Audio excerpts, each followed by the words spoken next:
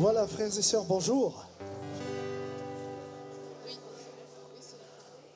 Voilà, bienvenue dans la maison de notre Seigneur, le lieu où nous aimons nous retrouver. Nous sommes conscients encore ce matin du privilège que nous avons d'être en vie, la vie que Dieu donne dans sa bonté infinie. Nous remercions notre Dieu de ce qui nous a appelés à son service, qui nous a qualifiés, que ce soit dans la louange, que ce soit en participant à ce culte, en élevant la voix. Nous nous encourageons mutuellement. Ce matin, nous voulons remercier notre Seigneur parce qu'il accompagne aussi nos frères, nos sœurs, nos amis qui nous suivent sur notre chaîne YouTube. Que la grâce de Dieu abonde dans chacune de nos vies et que dans vos familles, sa grâce se manifeste. Notre Dieu nous aime. Il nous a tant aimés. Il nous aimera encore. Lorsque nous tombons, il nous relève. Lorsque nous nous arrêtons, il nous fortifie pour poursuivre la marche. Il m'aime, il m'a tant aimé. Voilà, je vais vous inviter à vous lever si vous le pouvez. Je choisis de suivre celui qui me fait vivre. Il m'aime, il m'a tant donné. Je choisis de suivre celui qui me fait vivre. Je ne reste pas seul dans la nuit. Je prends sa main et marche, jamais ne la relâche. Il m'a tant donné. Je choisis de suivre celui qui me fait vivre. Je ne reste pas seul dans la nuit. Je prends sa main et marche, jamais ne la relâche. Il m'a tant donné. Je choisis de suivre celui qui me fait vivre. Je ne reste pas seul dans la nuit. Je prends sa main et marche, jamais ne la relâche.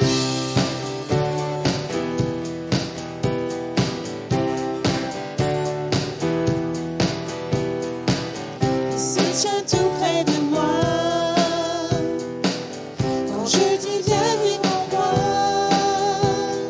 prends ma vie entière, fais-moi vivre à ta lumière. Je ne sais plus où aller. Il est là pour me guider. Et dans mes misères, je te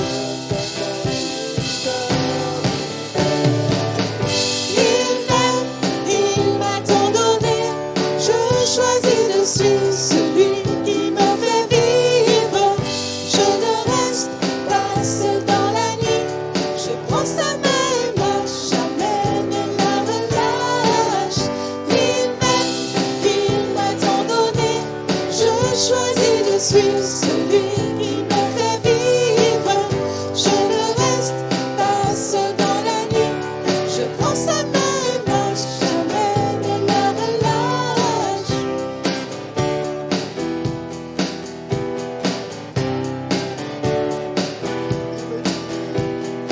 Il me dit viens et suis-moi. Je ne te quitterai pas, ni tes peurs, tes doutes ne détourneront ta route. Je connais le fond de toi, car je vois bien au-delà, jusqu'au bout des jours. Rien ne changera.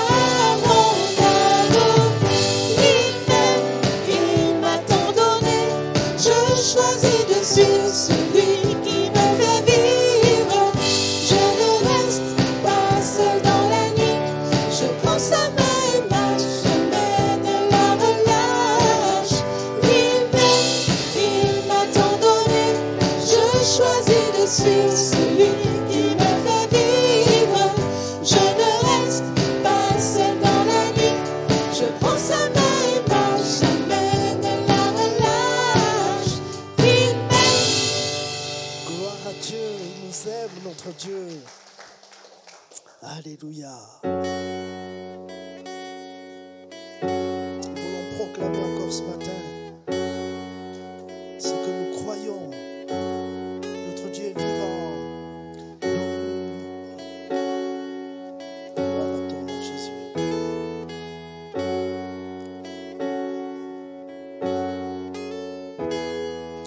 Nous croyons en Dieu le Père créateur de l'univers et en Christ son Fils unique né de Dieu par l'Esprit Saint. Nous croyons qu'il est mort pour nous, crucifié pour nos péchés et qu'il est auprès du Père car Dieu l'a ressuscité. Jésus, roi des rois, Jésus, roi des rois, Jésus, roi des rois, Jésus, roi des rois, ton nom est tout puissant, ton nom est tout puissant. Nous croyons qu'il répand sur nous son esprit avec ses dons. Notre Dieu, par sa parole, nous envoie vers les nations. Il revient avec puissance juger sa création. Tout genou pliera devant lui, hommes et anges confesseront. Jésus, roi des rois, Jésus, roi des rois, Jésus, roi des rois, Jésus, roi des rois, ton nom est tout puissant, ton nom est tout puissant. Nous croyons en Dieu le Père créateur de l'univers et en Christ son Fils unique né de Dieu par l'Esprit Saint. Nous croyons qu'il est mort pour nous, crucifié pour nos péchés et qu'il est auprès du Père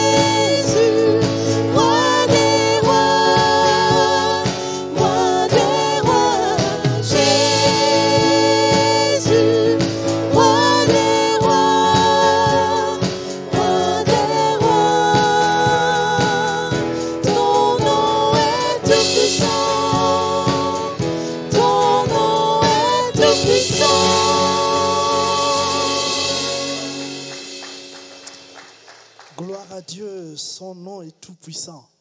Et nous croyons ce que nous venons de confesser. Gloire à ton nom. Oh, notre Jésus, Dieu notre Sauveur. Et règne encore, Seigneur, sur chacune de nos vies, notre Dieu. Manifeste-toi, Seigneur.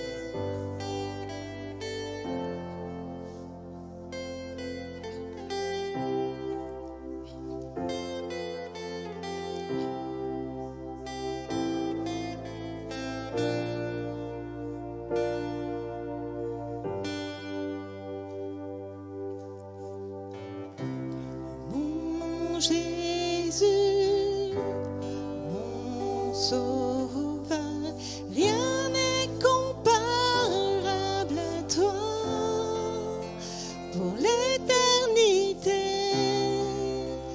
je veux chanter les merveilles de ton amour.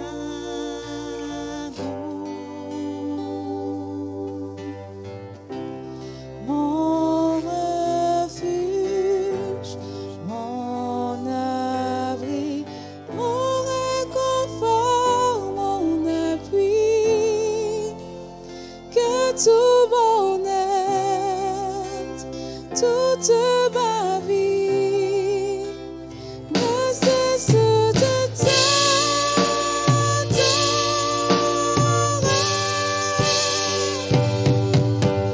Poussons vers l'éternel des cris de joie, puissance et majesté, louange au roi. Les montagnes tremblent, les océans rugissent au son de sa voix. Émerveillé par l'œuvre de tes mains, je veux t'aimer, te confier mon destin. Rien n'est précieux si ce n'est ta promesse en moi.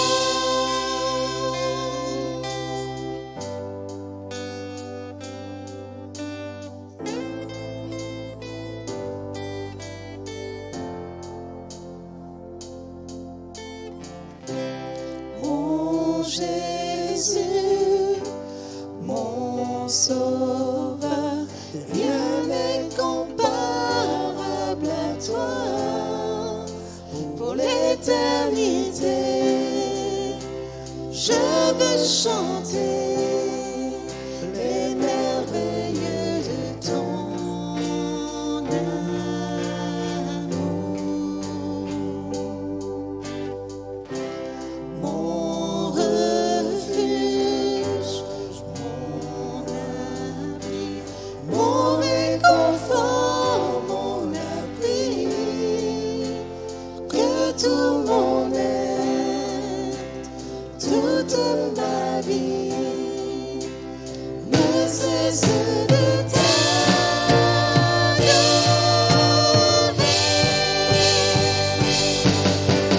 Poussons vers l'éternel des cris de joie, puissance et majesté, louange au roi.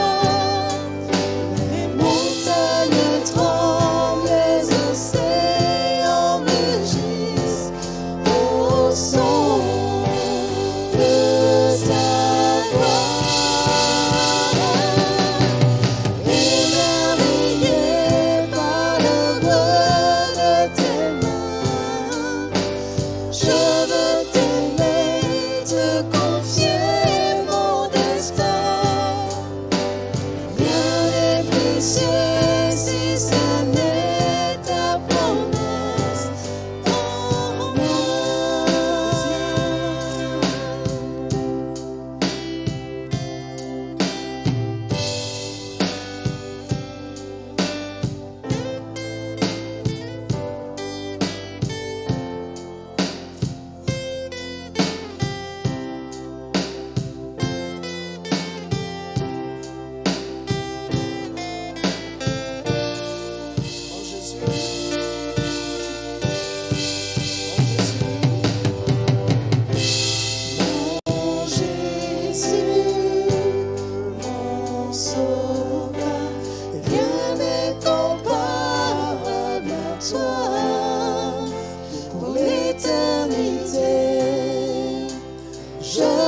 chanter les merveilles de ton amour.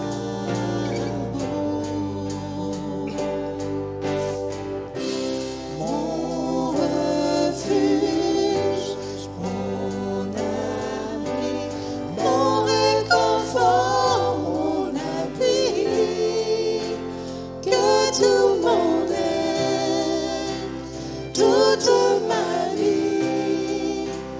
ne cesse de t'adorer.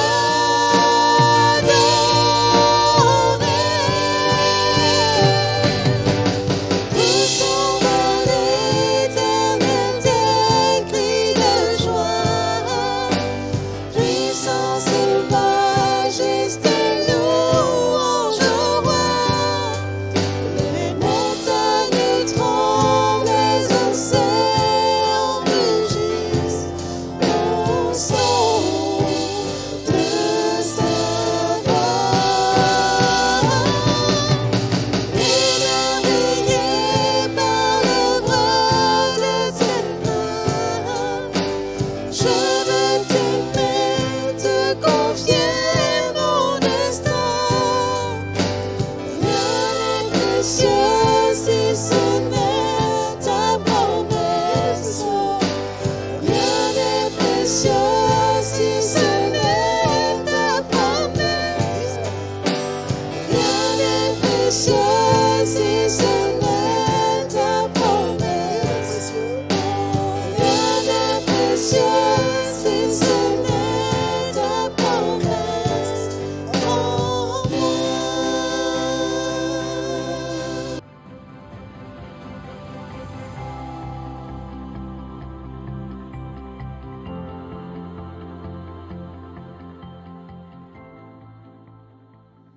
Bienvenue à tous.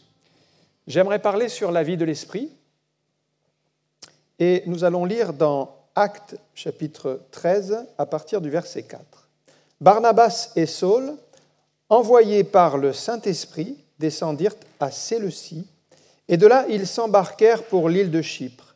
Arrivés à Salamine, ils annoncèrent la parole de Dieu dans les synagogues des Juifs et ils avaient Jean pour aide. Ayant ensuite traversé toute l'île jusqu'à Paphos, ils trouvèrent un certain magicien, faux prophète juif nommé Bar-Jésus, qui était avec le proconsul Sergius Paulus, homme intelligent. Ce dernier fit appeler Barnabas et Saul et manifesta le désir d'entendre la parole de Dieu. Mais Élymas, le magicien, car c'est ce que signifie son nom, leur faisait opposition, cherchant à détourner de la foi le proconsul. Alors Saul, appelé aussi Paul, rempli du Saint-Esprit, fixa les regards sur lui et dit : « Homme plein de toute espèce de ruse et de fraude, fils du diable, ennemi de toute justice, ne cesseras-tu point de pervertir les voies droites du Seigneur ? Maintenant, voici, la main du Seigneur est sur toi. Tu seras aveugle, et pour un temps, tu ne verras pas le soleil. » Aussitôt, l'obscurité et les ténèbres tombèrent sur lui, et il cherchait en tâtonnant des personnes pour le guider. Alors le proconsul, voyant ce qui était arrivé, crut, étant frappé de la doctrine du Seigneur. Paul et ses compagnons, s'étant embarqués à Paphos, se rendirent à Perge en Pamphylie. Jean se sépara d'eux et retourna à Jérusalem. Amen. Nous poursuivons sur le thème de la vie de l'esprit dans le livre des Actes des Apôtres. C'est un livre très riche qui nous enseigne comment les premiers chrétiens vivaient l'action du Saint-Esprit. Et nous croyons que ce modèle qui a été laissé dans le livre des Actes des Apôtres est toujours d'actualité. C'est pour nous une référence vers laquelle nous nous tournons pour voir comment l'Église doit avancer. On a vu plusieurs exemples. La semaine dernière, notamment, on a parlé de la fondation de l'Église d'Antioche. C'était donc il y a 15 jours plutôt.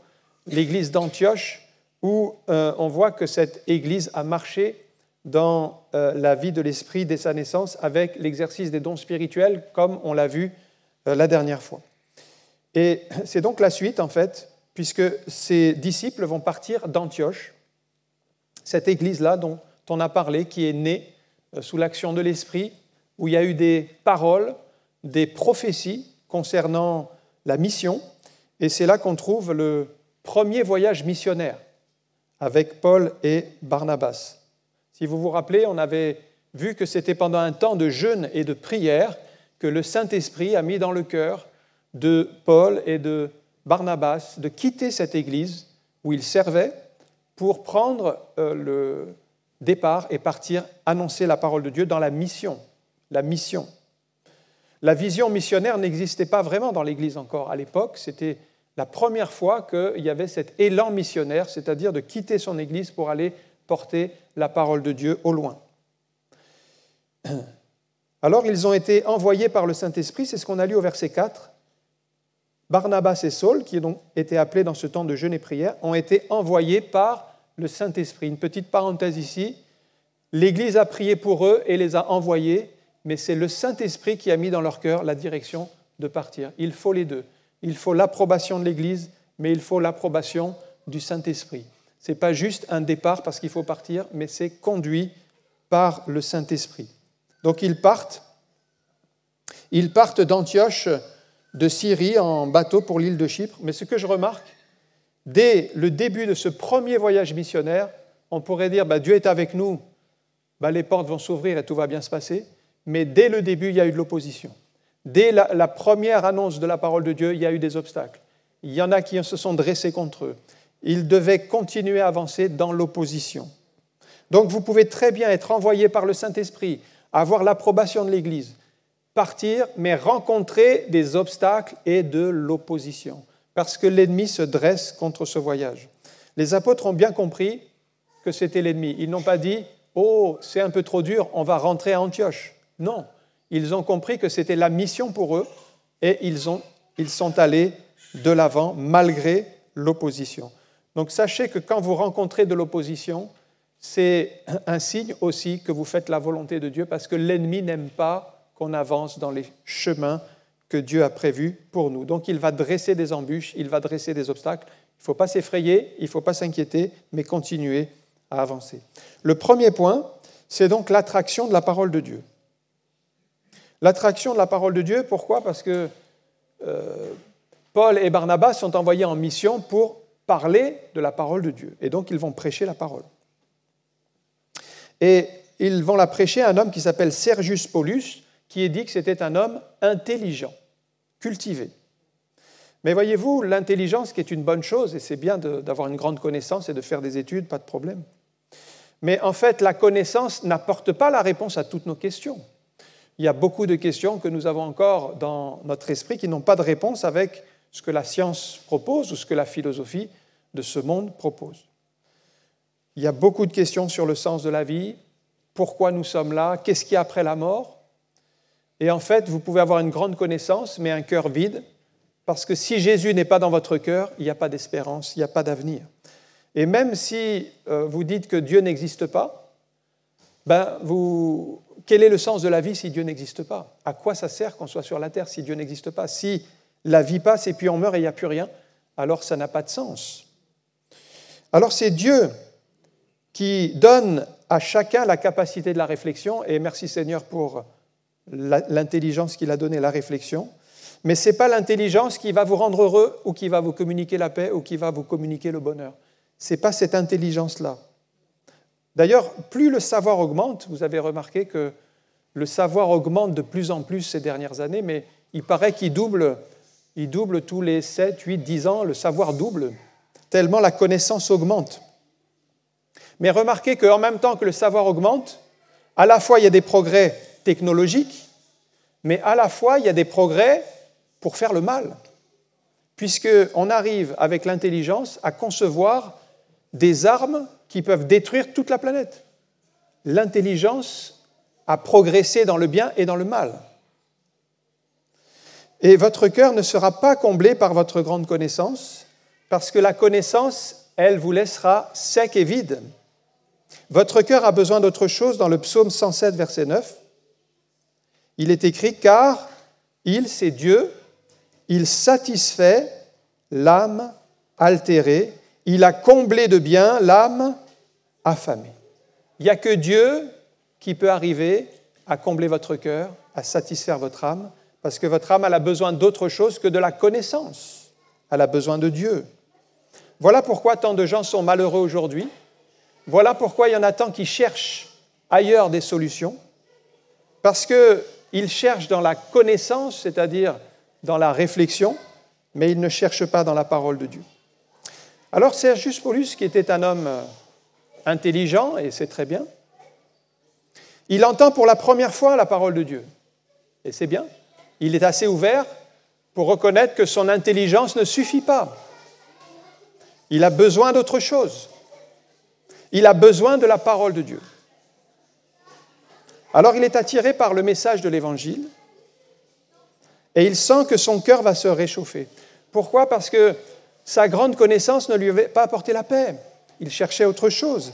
Et la parole de Dieu va être pour lui une source de bénédiction. Les gens étaient attirés par Jésus à cause de ses paroles, non pas parce qu'il donnait une grande explication ou une grande connaissance, mais il apportait la vie dans les cœurs. Vous voyez, un jour, par exemple, Jésus était assis au bord du puits, une femme samaritaine venait puiser de l'eau. Jésus dit à cette femme, « Donne-moi à boire ». C'était une femme samaritaine. Or, les Juifs, comme Jésus était, n'ont pas de relation avec les Samaritains. Alors, la femme ne comprend pas comment, toi qui es juif, tu t'adresses à moi qui suis une femme samaritaine. Alors, Jésus lui dit dans Jean 4, 13, Jésus lui répondit, « Quiconque boit de cette eau aura encore soif, mais celui qui boira de l'eau que je lui donnerai n'aura jamais soif, et l'eau que je lui donnerai deviendra en lui une source d'eau vive qui jaillira jusque dans la vie éternelle. » Ça, c'est les paroles de Jésus. Les paroles de Jésus ne sont pas simplement pour nourrir votre intelligence, mais pour nourrir votre cœur, et ça va devenir une source d'eau vive dans votre vie qui va jaillir et qui va produire des bénédictions. Voilà ce que Jésus propose. Depuis la croix, lorsque Jésus est mort en sacrifice, ce n'était pas pour lui qu'il est mort, il a porté nos péchés. La Bible dit qu'il attire maintenant tous les hommes à lui, c'est dans Jean 12, 32. « Moi, quand j'aurai été élevé », là il parle de son sacrifice sur la croix, il a été élevé sur la croix, il a été crucifié, « j'attirerai tous les hommes à moi. » Et en ce moment, nous vivons l'ère de la grâce où nous pouvons nous approcher de Jésus par la foi. Mais j'attirerai, il y a la grâce qui est là. La grâce, elle nous pousse dans la bonne direction. Dieu ne vous forcera pas à venir à Jésus, mais vous êtes attirés dans la bonne direction. Vous êtes attirés vers le Christ par la grâce de Dieu. Par contre, vous n'êtes pas obligés de vous convertir. À un moment donné, c'est votre décision personnelle, c'est-à-dire vous devez vous repentir de vos péchés et accepter Jésus comme Sauveur et Seigneur. Et ça, il n'y a personne qui peut le faire à votre place. Seul vous-même, dans la prière, pouvez donner votre cœur au Seigneur. Mais néanmoins, la grâce de Dieu est là. La grâce était pour donc cet homme intelligent. La grâce est pour chacun de nous. Elle nous attire dans la bonne direction. Après, il y a le pas de foi à faire.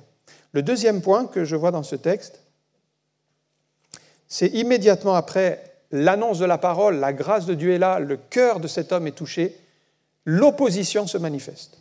L'opposition à la parole de Dieu. Dès que la parole est annoncée, il y a un certain Élimas le magicien, qui réagit. Tant qu'on ne parlait pas des choses de Dieu, on parlait de généralité, il disait trop rien, il restait dans son coin. Mais dès que vous annoncez la parole, la croix, le salut, le magicien réagit. Pourquoi ? Parce qu'il est plein des œuvres des ténèbres et il n'accepte pas la parole de Dieu. Alors, Marc chapitre 4, verset 14, je vous donne cet exemple, c'est Jésus lui-même qui en parle lorsqu'il parle dans la parabole des semeurs des 4 terrains, mais je vais m'intéresser juste à la semence semée le long du terrain. Il dit, les uns sont semés, les uns sont le long du chemin. Il s'agit ici des semences. Le semeur est parti, il a jeté sa semence, mais il y en a qui tombent le long du chemin. La parole est semée là. Donc, il s'agit de la semence. Quand ils l'ont entendu, aussitôt, qu'est-ce qui se passe ? Une réaction spirituelle. le diable s'oppose à la parole de Dieu, aussitôt Satan vient et enlève la parole qui a été semée en eux. Voilà la réalité spirituelle dans laquelle nous sommes, frères et sœurs. Nous sommes dans un combat. Vous allez témoigner à quelqu'un, vous allez partager la parole, vous allez offrir la parole de Dieu, mais aussitôt, quand vous faites cela, il y en a un qui agit dans les ténèbres, qui se dresse pour venir enlever, détruire, abattre tout ce que vous avez semé, planté. C'est l'ennemi de nos âmes, c'est l'adversaire.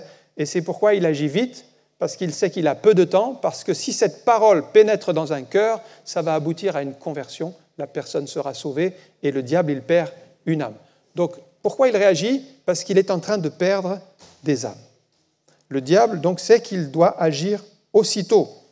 Alors, ne soyez pas surpris, frères et sœurs, si vous témoignez à quelqu'un, vous parlez de Jésus, vous donnez une Bible, qu'il y ait une opposition qui se manifeste, parce que l'ennemi n'accepte pas. Ne soyez pas troublés. Le malin, il vient pour enlever la parole.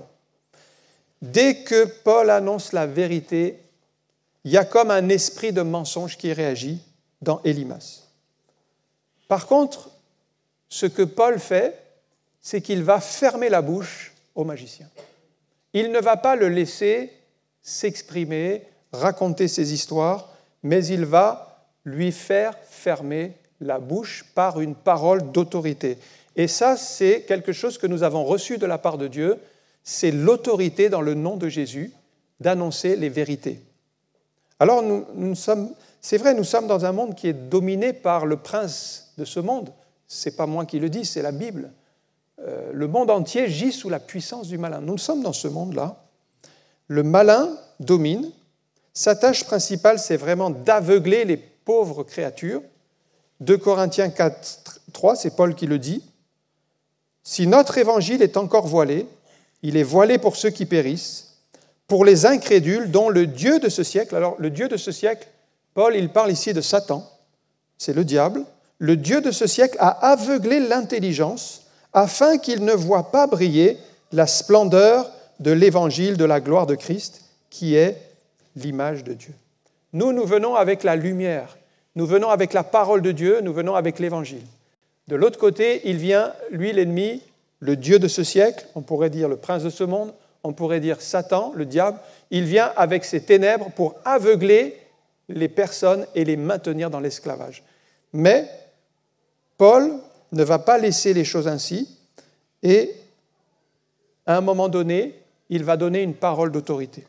Sergius Paulus, lui, il ne pouvait pas être sauvé par ses raisonnements parce que nos raisonnements, c'est comme des forteresses. À un moment donné, il vous faut la foi, il vous faut croire que la Bible, c'est la vérité. Ce n'est pas par l'intelligence qu'on est sauvé, la Bible dit, mais c'est par la foi. Ça, c'est dans Éphésiens 2:8. C'est par la grâce que vous êtes sauvés. La grâce, on va dire, c'est la part de Dieu. C'est comme si Dieu vous tend la main. Il dit, c'est par la grâce que vous êtes sauvés. C'est-à-dire que la grâce, elle précède toujours la foi. Vous ne pouvez pas croire s'il n'y a pas la grâce. La grâce, elle est déjà là. La grâce, c'est Jésus qui l'a instaurée. La grâce que vous êtes sauvés, mais par le moyen de la foi. Et ça, c'est notre part, c'est de croire. Il ne dit pas c'est par le moyen de notre intelligence, de notre connaissance, de notre savoir, comme c'était le cas de Sergius Paulus, un homme intelligent. Mais il devait maintenant exercer la foi et croire de tout son cœur que ce que la Bible dit, c'est la vérité. Et il dit, cela ne vient pas de vous, c'est le don de Dieu. C'est Dieu qui permet tout cela, c'est Dieu qui accorde sa grâce, c'est Dieu qui accorde toutes ces bénédictions. Bon, on va dire que c'est accessible à tous, parce que la grâce, elle est déjà là, mais la foi, elle est personnelle, elle est individuelle, et elle doit être exercée par chacun. Donc ne soyez pas surpris quand survient l'opposition. Le proconsul désire entendre la parole de Dieu, mais Élymas ne veut pas que le proconsul se convertisse. Donc il va tout faire pour détourner, le texte dit, il cherchait à détourner la foi du proconsul, c'est-à-dire à l'empêcher de croire, à l'éloigner de Dieu. Voilà dans quel combat nous sommes, frères et sœurs. C'est pourquoi nous devons prier quand nous témoignons, nous devons même jeûner, prier, chercher la face de Dieu et nous attendre à l'action bénie du Seigneur, sans laquelle nous ne pourrons rien faire. Peut-être vous êtes découragés parce que vous avez témoigné, vous avez parlé du Seigneur, vous avez donné des versets, et il y a une opposition, il y a des obstacles.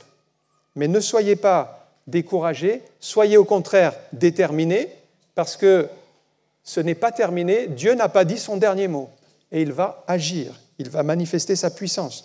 Nous, notre part, c'est de témoigner, c'est de prier. L'ennemi, lui, va combattre, mais ne nous décourageons pas. Regardez le combat dans lequel nous sommes, ça c'est Paul, dans Éphésiens 6, il nous prévient, il nous dit, voilà, le combat, il est là, car nous n'avons pas à lutter contre la chair et le sang, Éphésiens 6, 12. Donc, on ne doit pas lutter contre des personnes, si vous voulez, contre des gens, c'est comme derrière ces gens, il y a des puissances. Alors il dit, mais contre des dominations, des autorités, contre les princes de ce monde de ténèbres, contre les esprits méchants dans les lieux célestes. Alors nous devons comprendre que derrière cette opposition-là, ici du magicien, qui s'appelle Élimas, il y a des puissances spirituelles invisibles. Et Paul les connaît, Paul sait de quoi il parle. Et nous, nos armes, elles ne sont pas charnelles pour attaquer, pour faire du mal, mais elles sont spirituelles dans la prière et dans la foi. Notre combat ne doit pas faiblir jusqu'au retour du Seigneur. Et nous devons nous fortifier dans la parole de Dieu et prendre les armes de Dieu. Entre guillemets, il y a un combat spirituel. Ce combat, nous ne pouvons pas le remporter avec nos forces. Je termine avec un dernier point, c'est la puissance maintenant. La puissance de la parole. Puisque Paul est nourri de la parole de Dieu, il y a deux conséquences que je remarque. Un, il est rempli du Saint-Esprit, et ça c'est ce que nous devons rechercher, mais il nous faut nous nourrir de la parole de Dieu constamment et chercher la présence du Saint-Esprit. Vous avez un équilibre dans la vie spirituelle entre la parole et la vie de l'esprit. Et il nous faut les deux, c'est un peu comme deux jambes. On marche sur ces deux jambes, il nous faut nous nourrir de la parole et la vie de l'esprit, la prière, la recherche de Dieu. Alors Paul, il a les deux, donc il est rempli du Saint-Esprit, et puis il n'est pas surpris quand l'opposition se dresse contre lui.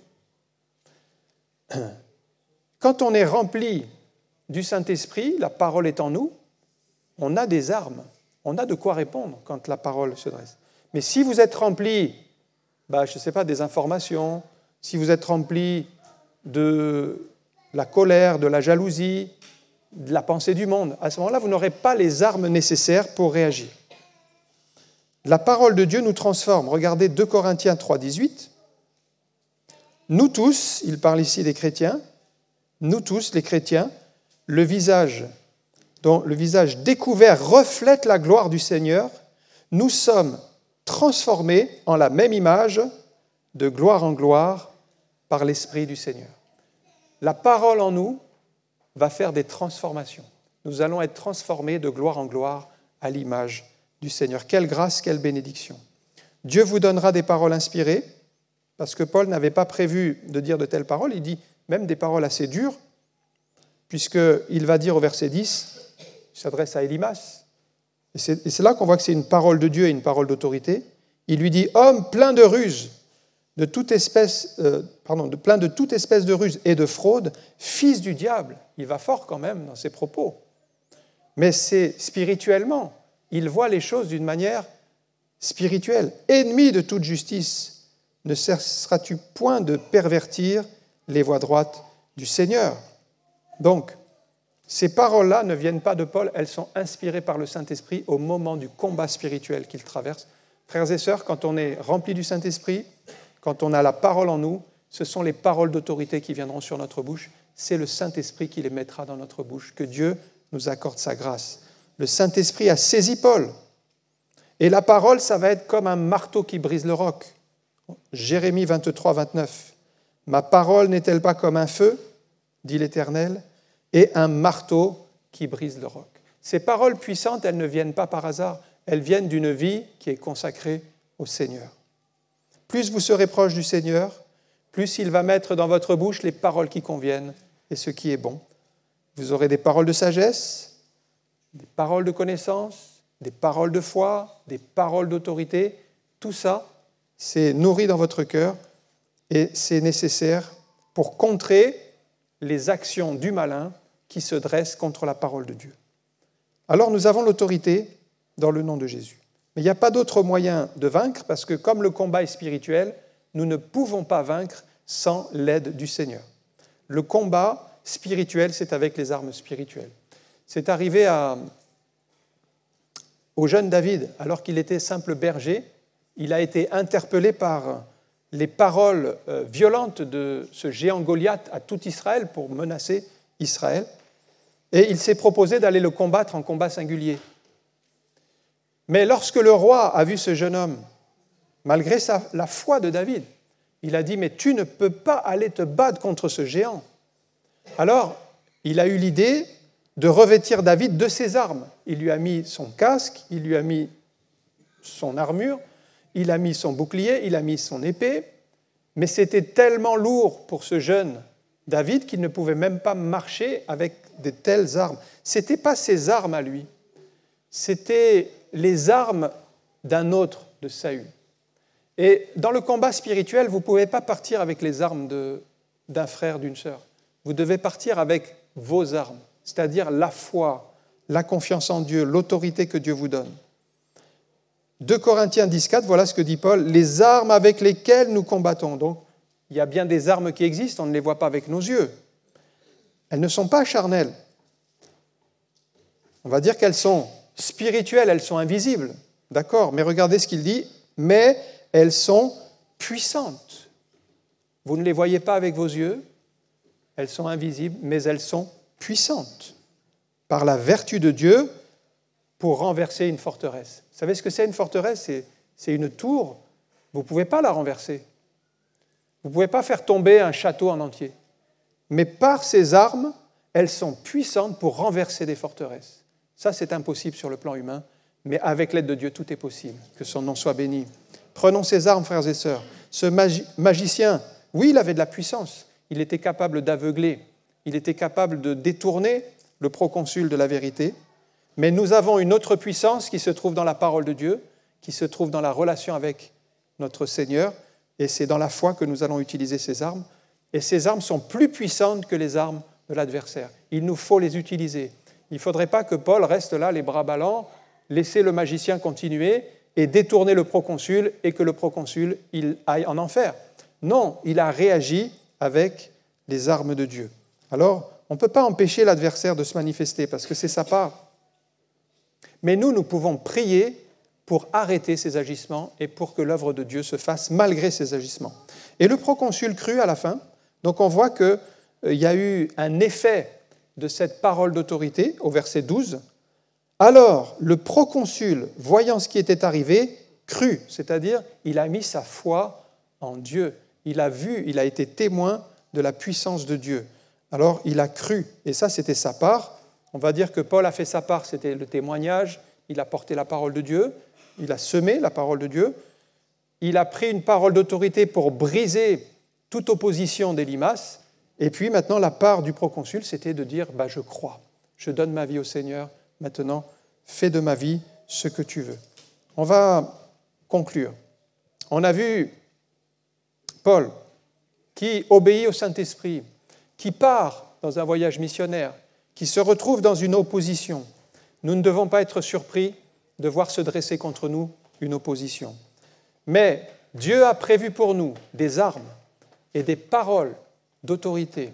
Si nous sommes remplis du Seigneur, si nous aimons la parole de Dieu, si nous avons cette relation avec le Saint-Esprit, alors les paroles viendront sur notre bouche et ces paroles-là anéantiront tous les plans de l'ennemi. Laissons-nous porter par le Saint-Esprit pour porter ces paroles. Alors si l'ennemi fait tout pour détourner des personnes de votre entourage, les éloigner de Dieu, ne soyez pas découragés, restez dans la foi, recherchez la face de Dieu, les paroles que le Saint-Esprit mettra sur votre bouche. Dans la prière, proclamez la parole de Dieu et les vérités de Dieu. Comme Paul, nous pouvons connaître ces trois choses. D'abord, l'attraction de la parole qui va toucher les cœurs et qui est vraiment la réponse aux besoins, au vide, à la sécheresse spirituelle. Deuxièmement, l'opposition à la parole qui se dressera toujours parce que l'ennemi ne veut pas perdre des âmes. Et troisièmement, la puissance qu'il y a dans la parole et dans l'autorité que Dieu donne à ses enfants pour combattre le véritable combat spirituel. Que Dieu nous aide. On va prier un instant. Merci encore pour ta parole qui nous montre le chemin pour, Seigneur, prendre autorité contre les œuvres du prince des ténèbres, Oui, Seigneur, tu nous as revêtus de ton esprit, tu nous as envoyés, tu as fait de nous des témoins. Nous voyons combien les obstacles sont nombreux, combien l'ennemi déploie sa puissance pour empêcher l'avancement de ton œuvre. Mais nous voulons saisir ta parole qui est l'autorité suprême. Nous voulons, Seigneur, par ton esprit proclamer les vérités. Nous laisser, Seigneur, remplir de ton esprit pour donner des paroles de sagesse, des paroles de connaissance, des paroles d'autorité, comme Paul a pu saisir à cet instant-là l'autorité qu'il avait dans le nom de Jésus. Merci, Seigneur, de confirmer dans nos cœurs que nous avons cette autorité d'en haut pour anéantir tous les plans, les projets du malin, pour détruire tout ce que l'ennemi a semé et pour permettre que le royaume de Dieu s'implante dans les cœurs. Oui, Jésus, fais ton œuvre dans les cœurs et dans le nom de Jésus, nous te rendons toute la gloire. Amen. Que le Seigneur vous bénisse.